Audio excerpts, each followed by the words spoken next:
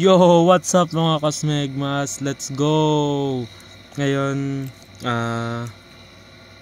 i-ano ko naman yung basic differentiation rules. So, di-discuss ko yun. First of all is yung constant rule. Ano nga ba yung constant rule? D over dx C is equals to 0. Bakit 0? Kasi kapag tiningnan natin siya sa cartesian plate, ayan, kunyari ito yung ano natin 1, 2, nasa pangalawa siya, tapos kukuhain natin yung ano niya, slope. Kapag inano natin, kinuha natin yung slope, magiging ganyan lang siya, which is 0. Wala siyang paggalaw, 0 lang siya, as in straight line for y-axis. Tama ba? Wait. Oh, yes. Nyari, x is equals to 2. Ito, x is equals to 2 to. At magiging ganito lang siya, yung slope natin. Ayan lang. Straight line lang siya. Kaya siya 0. Derivatives niya. Tas yung sunod naman is yung constant multiple. Dito yung d over dx of cxn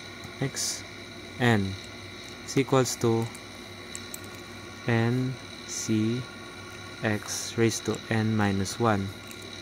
Ayan. May natin i-apply ang lahat. Lagay ko lang muna yung mga rules. Dito yung constant. Dito yung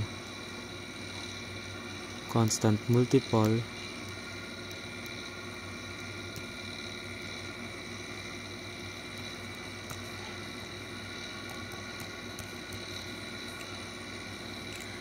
Tapos sunod naman natin yung power rule. Yung power rule, same lang siya as constant multiple. Ayan. D over dx x raised to n is equals to n x n raised to n minus 1. Ayan. Tapos yung sunod yung addition and subtraction, or yung sum and difference. Ayan. Sum and diff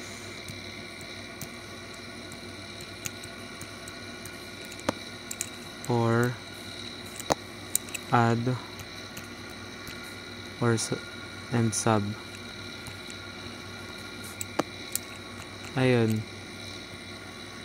Ito yung kunyari, given natin yung f of x plus minus g of x equal siya sa equals to, dito natin sa baba equals f prime of x plus minus g prime of x. Tas yung sunod naman yung sin cosine. Sin cosine. Ito yung sin cosine. Para makuha natin yung derivatives na itong dalawa is sin x is equals to cosine x. Tapos sa cosine x naman, yung derivatives niya is lagyan natin ng mga f of x is to f prime of x is equals to cosine x. Tas sa cosine naman,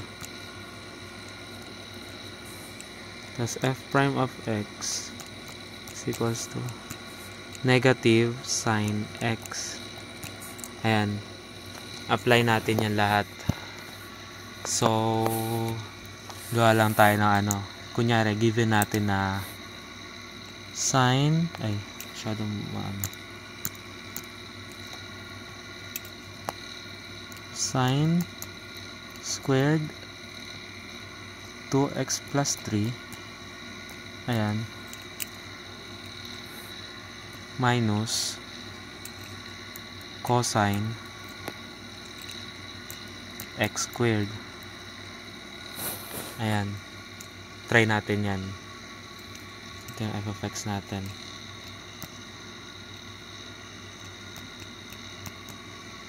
Tapos kuhain natin yung f prime of x. Una, kuhain muna natin tong sine squared 2x plus 3. So, etong sine squared 2x plus 3, pwede natin siyang express as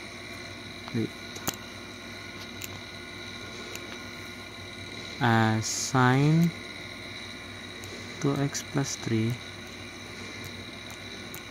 quantity squared, ayan, minus cosine x squared.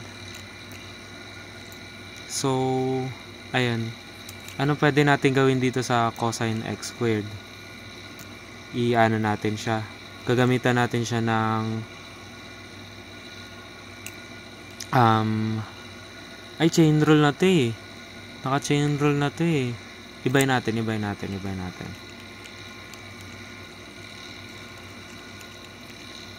Basic lang sana.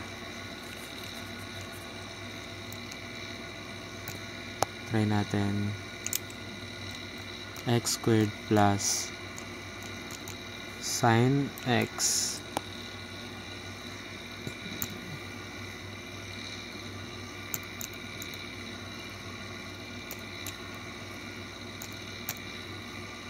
sine 2x plus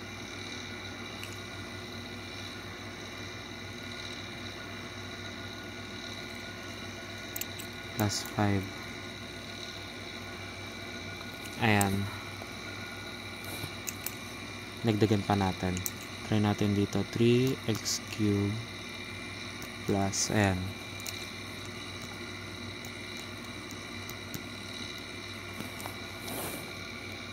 Eto. Una dito sa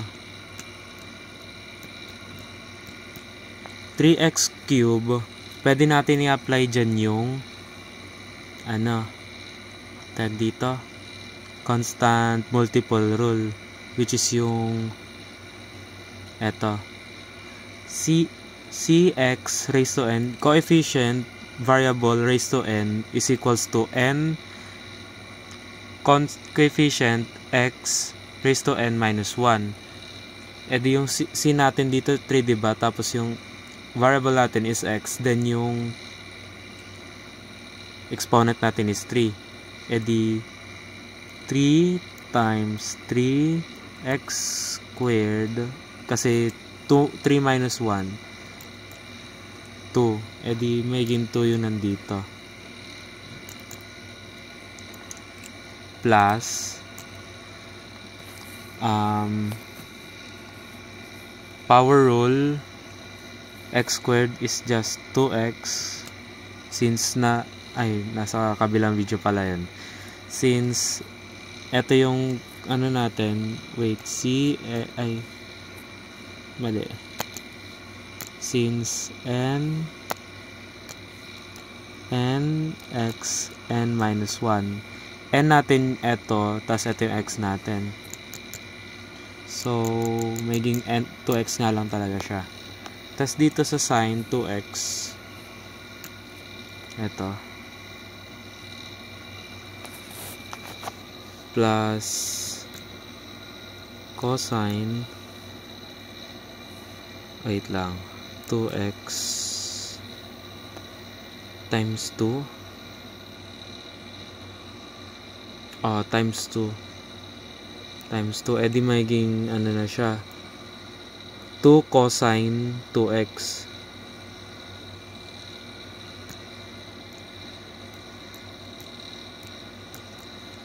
plus constant rule sa 5. Pwede natin gamitin constant rule. Di magiging 0 lang siya. 0. Ayan.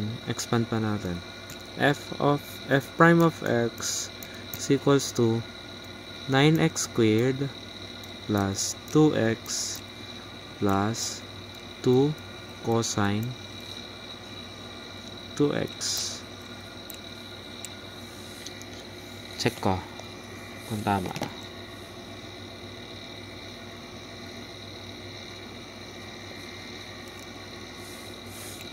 Wait, pause muna natin. Ay, hindi pala ito napupause. Ayan, ito na yung sagot. Bakit naman ito mag-box? Ayan. Whoops. Ano? Ayun lang.